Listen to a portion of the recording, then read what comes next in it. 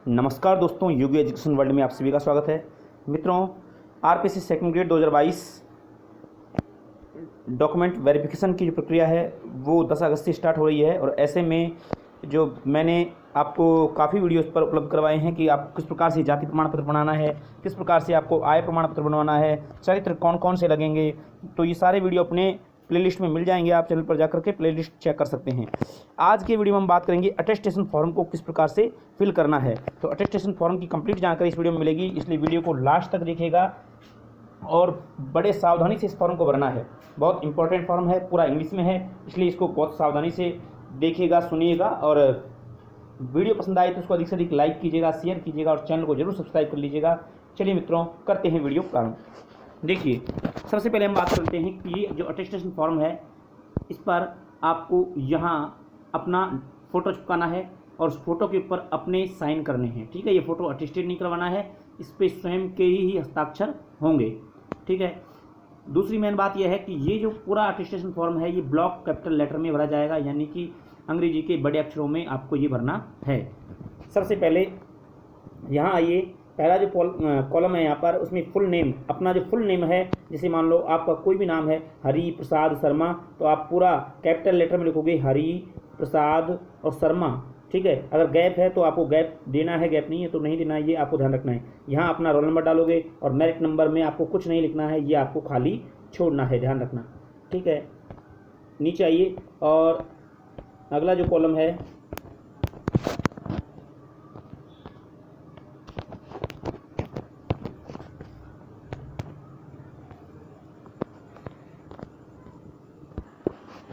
अगला कॉलम है आपके पास प्रेजेंट एड्रेस इन फुल।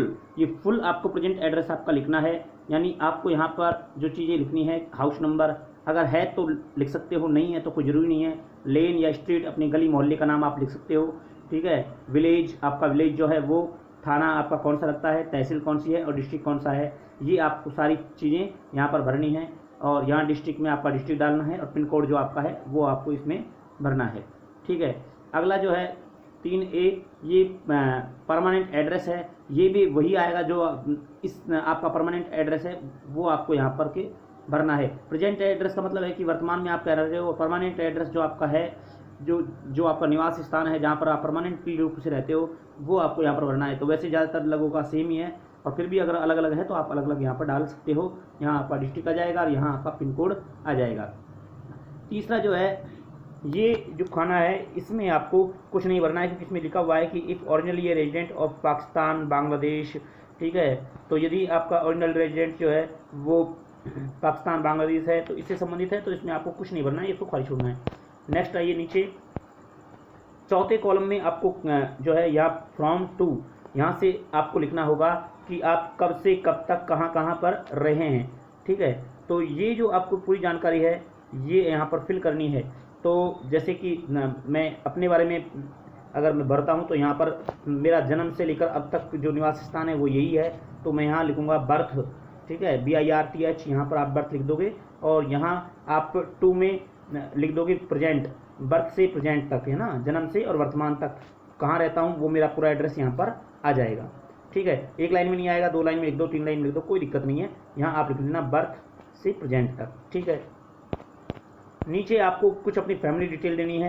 यहाँ पर आपको ज़्यादा जो इम्पोर्टेंट है, इसमें बहुत सारे जो बच्चे हैं वो कंफ्यूज हो रहे हैं, ये जो कॉलम है पहली बार जोड़ा गया है, इसमें आपको क्या करना है कि फादर का नाम यहाँ पर नेम लिखना है, यहाँ उसकी नेशनलिटी लिखनी है, यानी उसकी राष्ट्रीयता इंडियन लिखना है, इंडियन।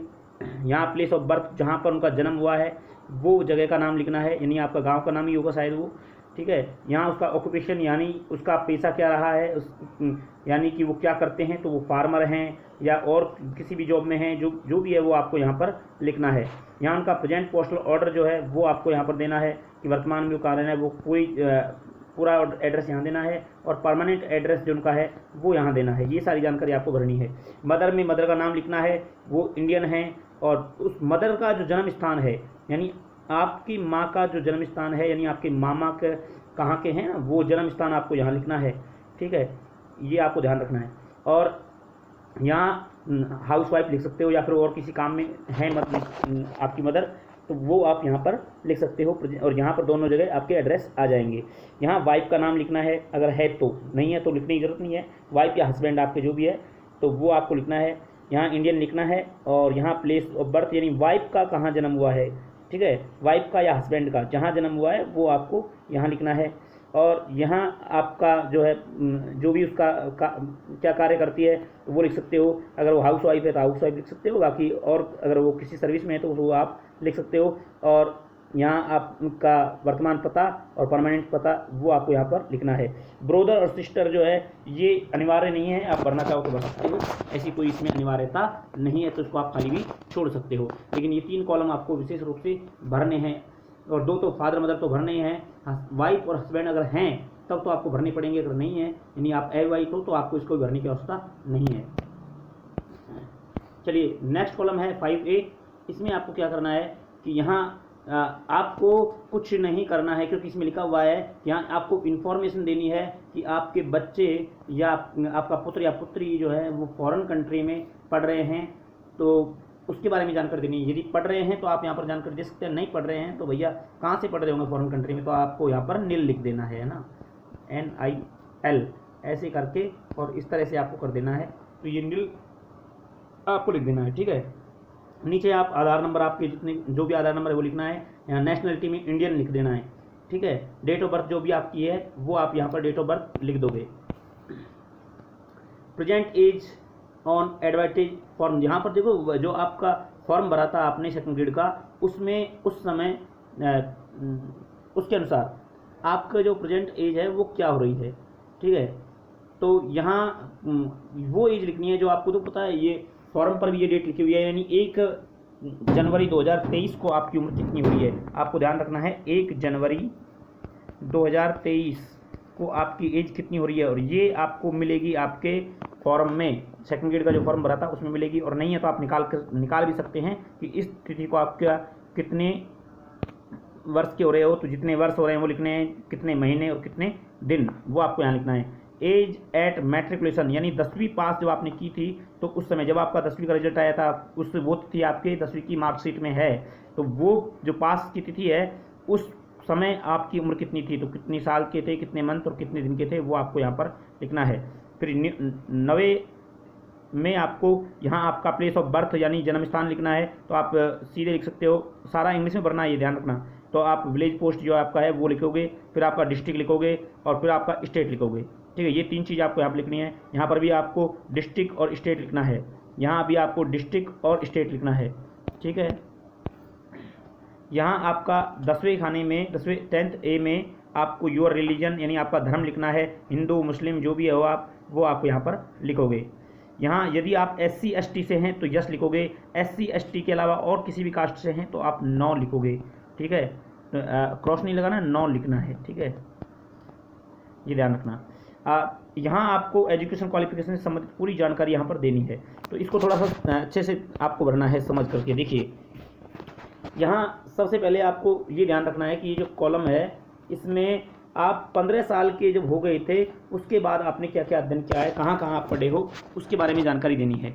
तो जैसे कि आप लगभग आप ये कह सकते हो कि आप 9वीं या 10वीं से में 15 साल के हुए होंगे, तो लगभग उस समय से आपको पूरी जानकारी देनी है। तो आपने किस स्कूल से किस स्कूल में अध्ययन किया है, वो पूरा स्कूल का नाम लिखना है, ज़िला लिखना है और पिन कोड लिखना है, ठीक है। वो स्कूल जहाँ पर है उसका पूरा एड्रेस लिखना है, और डेट ऑफ एंट्रिंग यानी उस स्कूल में प्रवेश तिथि कब की थी, और डेट ऑफ लिविंग वहाँ से आपने स्कूल को कब छोड़ा है, ठीक है, वो आपको लिखना है। और यहाँ एग्जामिनेशन पास, यहाँ जैसे मान लो एक ही स्कूल में आप 9 से 12वीं तक पढ़े हो तो यहाँ लिखोगे 9th to 12th, ठीक है, 9th to 12th, ये आपको यहाँ पर लिखना है। ऐसे ही फिर आगे यहाँ आपको अगला हो सकता है यहाँ पर 9th और 10th केवल 2 किए हो, तो यहाँ पर आपको 11वीं 12वीं जो भी जिस स्कूल से किया है उस स्कूल का नाम लिखना है। और मान लो आपने एक ही स्कूल से 9 से 12 तक किया है, तो फिर आप यहाँ पर BA जिस भी कॉलेज से किया है उस कॉलेज का नाम लिखा, BA BSc जिस भी कॉलेज से किया उस कॉलेज का नाम लिखना है, डिस्ट्रिक्ट लिखना है और पिन कोड लिखना है। उस कॉलेज जहाँ भी कॉलेज पढ़ता है उस जगह का पिन कोड आपको लिखना है, ठीक है। उसकी एंट्री डेट यानी आप ने कब प्रवेश लिया था और कब उसको छोड़ा था, ये आपको यहाँ पर तिथि लिखनी है। और यहाँ पर जो लिख सकते हो बीए पास, यहाँ लिखोगे आप बीए पास या बीएससी पास, ठीक है, ये आपको लिखना है बीए पास या बीएससी पास या बीकॉम पास, जो भी आपके है। अच्छा, यहाँ पर बहुत सारे कैंडिडेट ये कह रहे थे कि हम नॉन कॉलेजिएट से हैं तो हम एंट्रिंग डेट कहाँ से लाएं। तो मित्रों, नॉन कॉलेजिएट के संदर्भ में आप सन लिखोगे डायरेक्टली। जैसे मान लो आपने जो बीए है वो 2010 में की है या 2012 में, जैसे मान लो आपने 2012 में की है तो अब 2012 में आपने एंटर लिया, ठीक है, और 2012, 13, 14, ठीक है, 2014 में आपने छोड़ दिया कॉलेज को, नॉन कॉलेजिएट की बात कर रहा हूँ। तो आप यहाँ 2012 से 2014 ऐसे डेट लिखोगे और यहाँ लिख दोगे कोष्टक में नॉन कॉलेजिएट, ठीक है, नॉन कॉलेजिएट, यहाँ आपको कोष्टक में दोनों जगह लिख देना है और कोई दिक्कत नहीं है। फिर आपने मान लो एमए की क्वालिफिकेशन भी दर्शाई है फॉर्म भरते समय, तो आप यहाँ पर एमए जिस कॉलेज से किया है उसको भर सकते हो और यहाँ डिस्ट्रिक्ट और पिन कोड लिख करके वही चीज़ें एंट्रिंग डेट और लिविंग डेट यहाँ पर लिखनी है और यहाँ पर एमए पास लिखना है। यहाँ आपको बीएड जिस कॉलेज से किया वो लिखना है और उस कौन से ज़िले में है और पिन कोड जो है वो लिखना है, बीएड की प्रवेश तिथि और जब लिविंग डेट है वो आपको लिखनी है और एग्ज़ाम यहाँ लिखोगे बीएड पास, ठीक है, यहाँ बीएड पास लिख दोगे। इस तरह से आपको यहाँ पर ये एजुकेशन क्वालिफिकेशन भरनी है। अच्छा, ये जो खाना है ये अच्छा, ये आपको कुछ नहीं भरना है, तो इसमें आपको नील लिख देना है, ठीक है, इसमें आपको नील लिख देना है क्योंकि ये आर यू होल्डिंग और any time held an appointment under the central government और स्टेट गवर्नमेंट और एक क्वासी गवर्नमेंट बॉडी और एनी एंटोमनाइज बॉडी और पब्लिक अंडरटेकिंग और ए प्राइवेट फर्म और इंस्ट्रक्शन, यानी आपको यदि आप किसी सेंट्रल गवर्नमेंट या स्टेट गवर्नमेंट या किसी भी प्राइवेट संस्था में अगर आप कार्य कर रहे हो तो उसकी जानकारी यहाँ पर लिखनी है कि कब से कब तक आपने ये कार्य किया है, वो सारी जानकारी आपको यहाँ पर लिखनी है। तो वो ज़्यादातर का ये नीली आएगा, तो बाकी अगर कोई है तो आप अपने हिसाब से इसको जानकारी को फिल कर दो, ठीक है। फिर आपको यहाँ आप पढ़िएगा और ये जो पढ़ोगे तो अधिकांशतः मैं कहूँगा कि लगभग सभी के आपको 9 ही भरना है, ठीक है। तो आप इसको पढ़ोगे कि हाँ कुछ जैसे कि the previous employment was under the government India, यानी आप गवर्नमेंट ऑफ इंडिया या स्टेट गवर्नमेंट के अंडर में एम्प्लॉयमेंट हो, पहले से कोई सर्विस में हो तो यहाँ यस लिखोगे, वरना नो लिखोगे, ठीक है। या कभी आप अरेस्ट हुए हो, ठीक है, अगर हुए हो तो यस, नहीं हुए तो नो लिखोगे। तो इस तरह से सब में ये लगभग सब में नो लिखा जाएगा, ठीक है, सभी में नो लिखा जाएगा ये। अब यहाँ पर आपको 2 व्यक्तियों के नाम लिखने हैं और ये 2 व्यक्ति अपने मोहल्ले के, कोई भी अपने मोहल्ले के जो 2 व्यक्ति हैं उन 2 व्यक्तियों का नाम लिखना है, ठीक है, और उनका गांव लिखना है, बस नाम लिखना है और गांव लिखना है, ये लिखना है और आगे इनके मोबाइल नंबर लिखने हैं। ये 3 चीज़ें आपको यहाँ पर लिख देनी है, ठीक है, और कुछ नहीं करना है। यहाँ डेट, आप जिस भी डेट को इस फॉर्म को भर रहे हो उस डेट को लिख दे सकते हो, कोई दिक्कत नहीं है। जरूरी नहीं है कि आप यहाँ पर आपकी डॉक्यूमेंट वेरिफिकेशन की डेट लिखे, ऐसा कोई जरूरी नहीं है। आप जिस भी तिथि को इसको भर रहे हो उस तिथि को आपको यहाँ पर लिख सकते हो। और वैसे यहाँ आपके साइन करने हैं और ये जो डेट है ना, ये डेट आप वो डालिएगा जिस तिथि को आप इसको अटेस्टेड करवाओगे गजेटेड ऑफिसर से। तो जिस तिथि को आप अटेस्टेड करवाओगे वो खुद साइन करेगा और डेट लिखेगा, तो उस डेट को ही आप यहाँ पर फिल कर दीजिए। प्लेस आपका स्थान जो है जहाँ का आप रहने वाले हो वो प्लेस आपको यहाँ पर डालना है। नीचे में यहाँ आपका नाम आ जाएगा, यहाँ आपके जो है पिता का नाम आ जाएगा। यहाँ लिखना है कि ये जो गजेटेड ऑफिसर जो जिससे आप इसको साइन करवा रहे हो वो आपको कितने साल से जानता है। तो कम से कम आपको 5 लिखना है, वरना आप 10 लिखोगे तो ज़्यादा अच्छा है कि मेरे को 10 साल से जानता है, वरना 5 भी लिख सकते हो, कोई दिक्कत नहीं है। यहाँ जो गजेटेड ऑफिसर है उसके साइन हो जाएंगे और मोहर लग जाएगी। यहाँ आपको प्लेस में अपने स्थान का नाम और डेट, ठीक है, वो डालनी है। तो इस प्रकार से पूरा मैंने अटेस्टेशन फॉर्म आपको भरकर बताया है। तो आशा करता हूँ कि आपको अच्छे से समझ में आ गया होगा। फिर भी अगर कुछ आपको कोई दिक्कत है तो हमें कमेंट करके पूछिएगा, मैं आपके कमेंट का जवाब दूंगा। और ये बड़े सावधानी से भरना है। वीडियो अगर पसंद आए तो अधिक से अधिक लाइक कीजिएगा, शेयर कीजिएगा और चैनल को जरूर सब्सक्राइब कर लीजिएगा। मिलते हैं नेक्स्ट वीडियो में, तब तक के लिए जय हिंद, जय भारत।